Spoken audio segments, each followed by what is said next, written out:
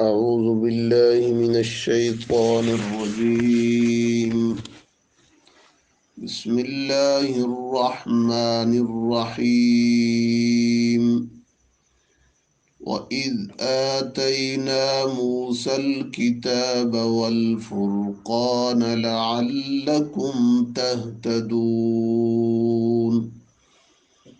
وإذ قال موسى لقومه يا قوم إنكم ظلمتم أنفسكم باتخاذكم العجل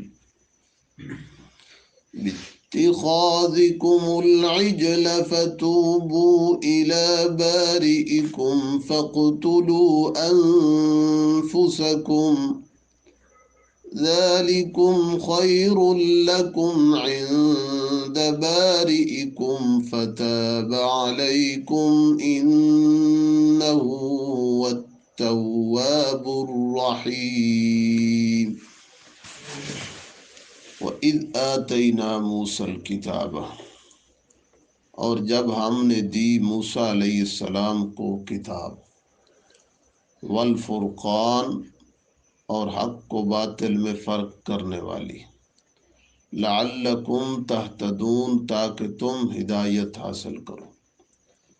وَإِذْ قَالَ مُوسَىٰ لِقَوْمِهِ، اور جب کہا موسیٰ علیہ السلام نے اپنی قوم سے، یا قوم، اے میری قوم، انکم ظلمتم انفسکم، بے شک تم نے ظلم کیا اپنی جانوں پر، باتخاذکم العجل، بچھڑے کو معبود بنا کر، فتوبوا الی بارئکم، بس رجوع کرو اپنے بنانے والے کی طرف، فاقتلوا انفسکم، بس قتل کرو اپنے بھائیوں کو، ذالکم خیر لکم، یہ بہتر ہے تمہارے لیے، عند بارئکم، تمہارے پروردگار کے ہاں، فتاب علیکم، پس اس نے رجوع کیا تم پر، انہو، بے شک وہ، ہوا وہی ہے، التواب، توبہ قبول کرنے والا، الرحیم، مہربان۔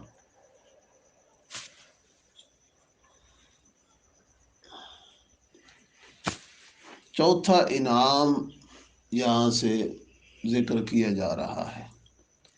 میں نے عرض کیا تھا کہ اس دوسری نو میں 8 انعام اللہ کریم بنی اسرائیل پر جو کیے، ان کا اللہ نے ذکر کیا۔ پہلا انعام کہ ہم نے تمہیں دریا میں سے پار گزار دیا، تمہارے دشمن کو غرق کر دیا تمہاری آنکھوں کے سامنے، بلکہ یہ دوسرا ہے۔ پہلا کہ فرعون تمہارے بچوں کو قتل کرتا تھا، ذبح کرتا تھا، بچیوں کو زندہ چھوڑتا تھا، ہم نے تمہیں اس سے نجات دی۔ اور دوسرا بحیرہ قلزم سے ہم نے تمہیں پار کروایا۔ اور تیسرا انعام کہ موسیٰ علیہ السلام طور پہاڑ پر گئے اور پیچھے تم نے بچھڑے کی پوجا شروع کر دی اور پوجا کرتے رہے، ہم نے پھر بھی تمہیں بخش دیا۔ اب چوتھا انعام اللہ کریم ذکر کرتے ہیں، فرمایا وَإِذْ آتَيْنَا مُوسَى الْكِتَابَ وَالْفُرْقَانَ، جب ہم نے موسیٰ علیہ السلام کو کتاب، یعنی حق و باطل میں فرق کرنے والی چیز عطا کی۔ کتاب سے مراد تورات ہے۔ حضرت موسیٰ علیہ السلام پر جو کتاب نازل ہوئی اس کا نام تورات ہے۔ حضرت داؤد علیہ السلام پر جو کتاب نازل ہوئی وہ زبور ہے۔ حضرت عیسیٰ علیہ السلام پر انجیل نازل ہوئی۔ موسیٰ علیہ السلام پر جو کتاب نازل ہوئی اس کے متعلق اللہ نے فرمایا فرقان، حق و باطل میں فرق کرنے میں۔ اس کو اللہ پاک اول تو اپنی نعمتوں میں سے شمار کر رہے ہیں کہ کتاب نازل کرنا پیغمبر پر یہ اللہ کی نعمت ہے۔ سب سے بڑی نعمت اس وجہ سے بھی کہ فرقان ہے، حق و باطل میں فرق کرتی ہے، کہ جس وقت جو بھی فتنہ کھڑا ہو، کوئی کچھ کہے کوئی کچھ کہے، مختلف آراء دین کے معاملے میں پیش کرنے والے پیش کریں تو بھئی اللہ کی کتاب کو دیکھ لے، اللہ کی کتاب میں جو لکھا ہے وہ حق ہے، اس کو مان لے، باقی سب کو چھوڑ دے۔ اللہ کی کتاب اس لیے کہ کل محشر کے میدان میں اگر کوئی یہ کہے نا اللہ کی بارگاہ میں، اے اللہ ہمیں تو مولویوں نے مسئلہ ایسے بتایا تھا، ہمارا تو قصور نہیں ہے، ہم اگر گمراہ ہو گئے تو ہمیں لوگوں نے گمراہ کیا، ہمیں مسئلہ بتانے والوں نے غلط بتایا، ہمارا قصور نہیں۔ اللہ فرماتے ہیں حجتہم داحضۃ عند ربہم، یہ بہانے میری بارگاہ میں کل نہیں چلیں گے، اس لیے کہ اللہ الذی انزل الکتاب بالحق، میں نے کتاب قرآن کس لیے بھیجا تھا؟ قرآن اس لیے بھیجا تھا کہ مولوی جو کچھ کہیں یا اور ان کے علاوہ کوئی گمراہ کرنے والا کچھ کہے تو میری کتاب کو دیکھے بغیر گمراہی کے راستے پہ چل پڑو۔ قرآن اور اسی طرح اللہ پاک کی دیگر کتابیں یہ اس لیے نازل ہوئیں تاکہ حق و باطل میں فرق کر دیں۔ ایک مقام اور دیکھیں 14واں پارہ ہے،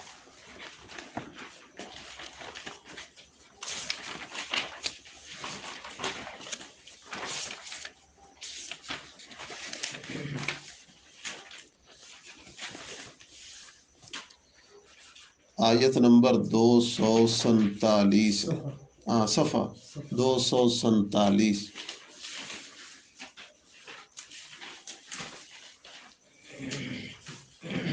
247 صفحہ، آیت نمبر 64 ہے۔ وما انزلنا علیک الکتاب، اور نہیں نازل کی ہم نے آپ پر کتاب، الا مگر اس لیے نازل کی لتبین کہ آپ بیان کریں، لہم ان کے لیے، الذی وہ مسئلہ، اختلفوا فیہ جس میں وہ اختلاف کرتے ہیں۔ اللہ فرماتے ہیں میں نے کتاب نازل اس لیے کی کہ لوگ جس مسئلے میں اختلاف کر رہے ہیں نا، آپ وہ مسئلہ بتائیں کہ اللہ کی کتاب کیا کہتی ہے۔ آج لوگ کہتے ہیں یہ اختلافی مسئلہ ہے، اس کو بیان ہی نہ کریں۔ جو مسئلہ قرآن میں آ گیا مسلمان کا کام نہیں ہے اس سے اختلاف کر، وہ مسلمانوں کا پھر اختلاف ہی نہیں رہتا جس کو قرآن نے بیان کر دیا۔ ایک مقام اور بھی دیکھیں، آخری پارہ ہے سورۃ نبا، آخری پارہ شروع سے،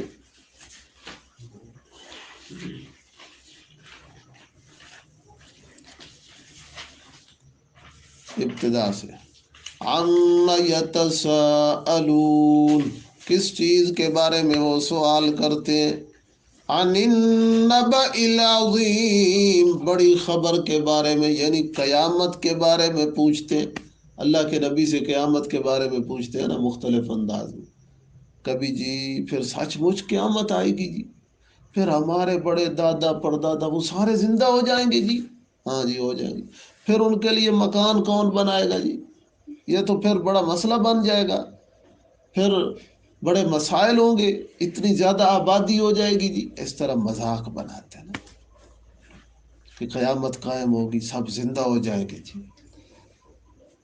تو اللہ فرماتے الذی ہم فیہ مختلفون، وہ خبر کہ جس میں وہ اختلاف کرتے ہیں۔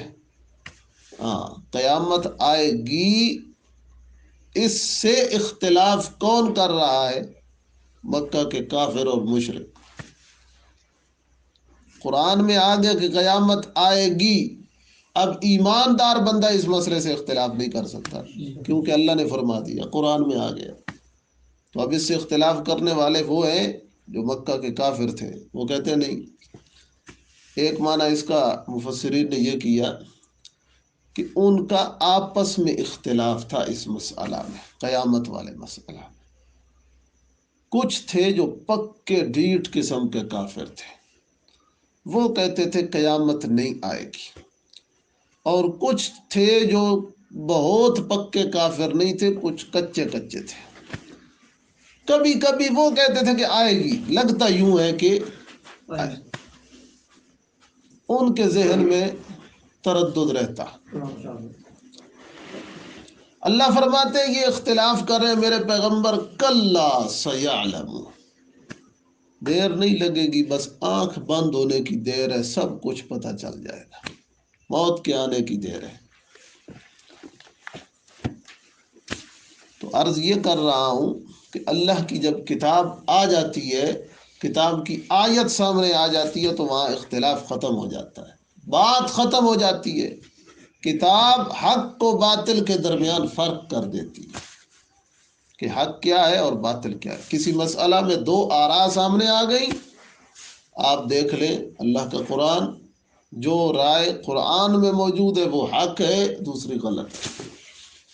یہ انعام ہے، اس لیے اللہ نے تورات کو انعام شمار کروایا کہ میری کتاب تورات جو آئی یہ بہت بڑا انعام تھا کہ حق و باطل میں فرق کر دیتی تھی. اور یہ اس لیے نازل کی لعلکم تہتدون، تاکہ تم ہدایت پاؤ. آج لوگ ہدایت حاصل کرنے کے لیے اور لٹریچر پڑھتے ہیں، کوئی ناول پڑھتے ہیں، اور جی کوئی ڈرامے دیکھتے ہیں، جی فلاں ڈرامہ آیا ہوا ہے جی اس میں جی بڑا سبق ہے. تو ڈراموں اور لٹریچروں سے اور طرح طرح کے ناولوں اور سٹوریوں اور ہسٹریوں سے وہ کیا سبق حاصل کرتے ہیں، لیکن اللہ کی کتاب نہیں پڑھتے، اللہ کی کتاب کو نہیں سمجھتے، اس طرف توجہ نہیں ہے. یہ شیطان کے جال ہیں. شیطان جب جال پھیلاتا ہے نا تو وہ ایسا جال پھیلاتا ہے کہ جو دیکھنے میں اچھا ہوتا ہے نا، تب جال اس کا تمہارے اوپر آتا ہے. اگر کوئی ایسی چیز تمہارے سامنے لے کر آئے جو دیکھنے میں ہی بری ہو تو پھر تو تم اس کے جال میں نہ آ سکو نا. اس لیے وہ دیکھنے میں اچھا ہوتا ہے، بندہ سمجھتا ہے بڑا اچھا کام ہے، اس کے جال میں پھنس جاتا ہے.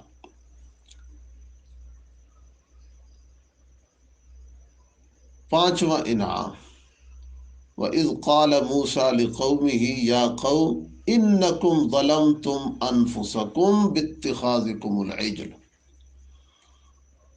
پانچواں انعام یہ ہے کہ جنہوں نے بچھڑے کی پوجا کی تھی اللہ نے ان کے لیے سزا نازل کی کہ اب ان کی بخشش اسی صورت میں ہو سکتی ہے کہ جنہوں نے بچھڑے کی پوجا کی ان کو قتل کیا جائے. اور کون قتل کرے؟ جنہوں نے پوجا نہیں کی، وہ قتل کریں ان کو جنہوں نے پوجا کی. اب یہ سزا ہے، لیکن انہوں نے جیسے ہی اس پر عمل شروع کیا اللہ پاک نے معاف کر دیا. انہوں نے کہا ٹھیک ہے ہم بچڑے کی پوجا نہیں کریں گے، اور حضرت موسیٰ علیہ السلام نے حکم دیا قتل کرو، وہ تیار ہو گئے اس کے لیے. ان کا تیار ہونا ہی تھا کہ اللہ پاک نے ان سے یہ حکم اٹھا لیا. اللہ فرماتا ہے یہ میرا انعام ہے، میں چاہتا تو تمہیں یہ معاف ہی نہ کرتا، میں چاہتا تو مروا کے معاف کرتا، لیکن میں نے معاف بھی کر دیا، تمہاری جان بھی بچا لی. کہ بنی اسرائیل پر اللہ اپنے انعام گنوا رہا ہے، جو نبی پاک صلی اللہ علیہ وسلم کے مقابلے میں آئے کھڑے ہیں اور اللہ کے نبی صلی اللہ علیہ وسلم پر ایمان نہیں لا رہے. اللہ کریم ان کو سمجھا رہے ہیں کہ تمہارے باپ دادوں پہ میں نے یہ احسان کیا. فَتُوبُوا إِلَىٰ بَارِئِكُمْ فَاقْتُلُوا أَنفُسَكُمْ. موسیٰ علیہ السلام نے یہ کہا کہ بچڑے کی پوجا کر کے تم نے ظلم کیا اور اپنے آپ پہ ظلم کیا، اب توبہ کرو. اور اس کی صورت کیا ہے؟ اپنے آپ کو قتل کرو. اپنے آپ کو کیسے قتل کرو؟ یعنی تمہارے وہ افراد جنہوں نے پوجا بچڑے کی نہیں کی وہ ان کو قتل کریں جنہوں نے بچڑے کی پوجا کی ہے. ذالکم خیر لکم عند بارئکم. یہ فیصلہ اور یہ حکم تمہارے لیے تو بڑا مشکل اور بھاری ہے دیکھنے میں، لیکن اللہ کی بارگاہ میں یہ فیصلہ تمہارے لیے بہتر ہے.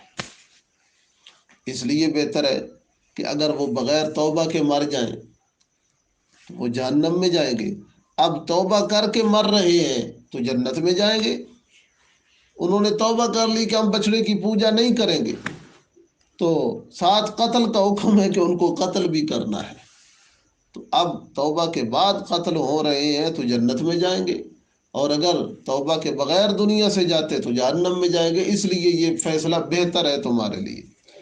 لیکن پھر بھی فتاب علیکم، اللہ نے رجوع کر لیا تم پر، توبہ قبول کر لی، اور تمہارے لیے تمہارے اوپر سے یہ قتل والا حکم بھی اٹھا لیا، اس لیے کہ انہو هو التواب الرحیم، اللہ ہے بہت زیادہ توبہ قبول کرنے والا، الرحیم بہت زیادہ رحم کرنے والا۔